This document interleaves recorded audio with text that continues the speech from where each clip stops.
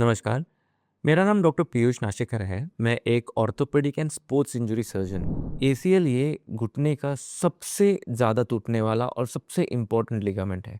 But क्या इसके लिए हमेशा सर्जरी की ज़रूरत है? Let's see.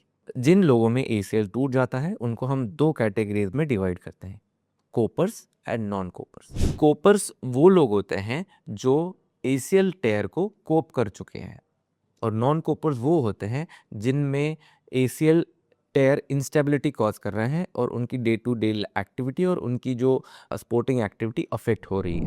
अब आप किस कैटेगरी में आते हो, इसे हमें जानना ज़रूरी है। यूजुअली नॉन कोपर्स वो होते हैं जिनमें एसीएल कंप्लीट टेयर है, यंग पेशेंट्स हैं जिनको इंस्टेबिलिटी एवरीडे महसूस हो रही है, स्पोर्ट्स पर्सन्स जिनकी demand of physical activity and नी की स्टेबिलिटी बहुत ज़रूरी होती है। इनमें वो लोग भी आते हैं जिनमें मेनिस्कल टेयर या कॉन्कॉमिटेंट इंजरीज है along with the ACL tear. But हर कंप्लीट एसीएल टेयर को सर्जरी लगती ही है ऐसा नहीं है, इसमें भी कुछ कोपर्स होते हैं।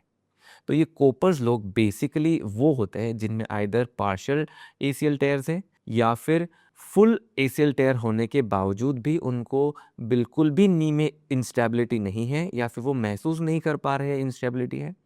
इनमें वो लोग भी आते हैं जिनकी लाइफ सेडेंट्री है, जिनकी नी की डिमांड बहुत ज़्यादा नहीं है, या इनमें वो लोग भी आते हैं जिनको आर्थराइटिस ऑलरेडी सेट इन है, या फिर इनमें वो लोग भी आते हैं जो अपनी लाइफस्टाइल को मॉडिफाई कर सकते हैं ताकि नी के ऊपर या एसीएल के ऊपर स्ट्रेन ना आए। सो हम एसीएल टेयर को कॉन्जर्वेटिवली बिना सर्जरी के कैसे ट्रीट करते हैं?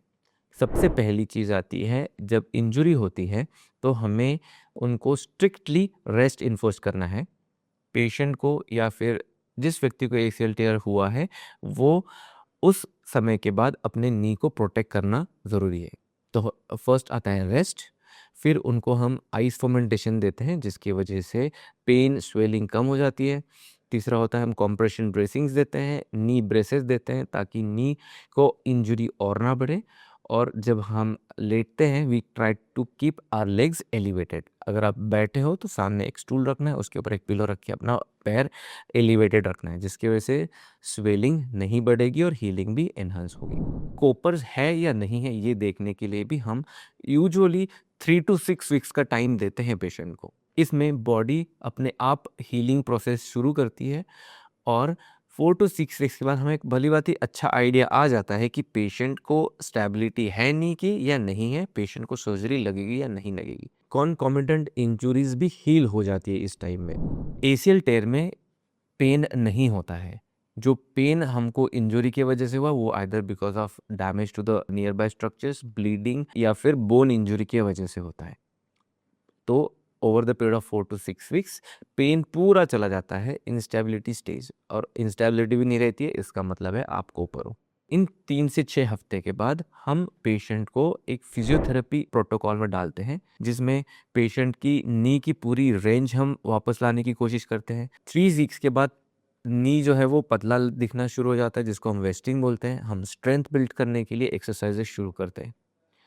यूजुअली 4 to 8 वीक्स में पूरा रेंज कंप्लीटली वापस आ जाता है। 6 to 8 वीक्स के बाद हम पेशेंट को ब्रेस निकालने की एडवाइस देते हैं and they can walk without brace and ask them to watch for instability है या नहीं है। सिंपल कोर्स ये है कि first 6 weeks is for healing, next 6 weeks मतलब 6 weeks to 3 months after injury is for range of motion exercises, 3 months to 4.5 months is for strength training जिसमें हमारी कंप्लीट 80% ऑफ द स्ट्रेंथ पूरी तरह आ जाती है। 4.5 वीक्स to 6 months हम usually अगर कोई स्पोर्ट्स में आप इन्वॉल्व हो रहे हो तो उसके रिलेटेड एक्सरसाइज के बताते हैं, एंड 6 months के बाद हम उनको अलाउ करते हैं स्पोर्ट्स में पार्टिसिपेट करने के लिए। हमें ये याद रखना है कि healing process and recovery process and training process simultaneous होती है।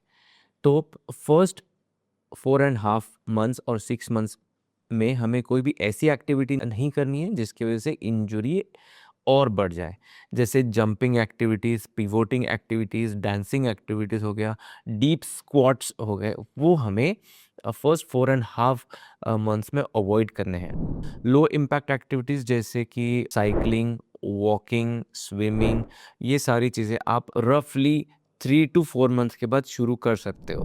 वेदर सर्जिकल और नॉन सर्जिकल, एसीएल टेयर के रिकवरी में हमें न्यूट्रिशन के ऊपर भी बहुत ध्यान देना है। प्रोटीन डाइट में बढ़ाना है, एंटीऑक्सीडेंट जैसे कि बेरीज हो गए, नट्स हो गए, ये हमें अपने डाइट में बढ़ाना है। Junk food, fried food, over spicy food हमें अवॉइड करना है। अगर इस प्रोटोकॉल के हिसाब से हम जाते हैं, अगर आपको पेन नहीं है, इंस्टेबिलिटी के सिम्टम्स नहीं हैं, तो बहुत चांसेस है कि आप कोपर हो और आपको सर्जरी की ज़रूरत नहीं है।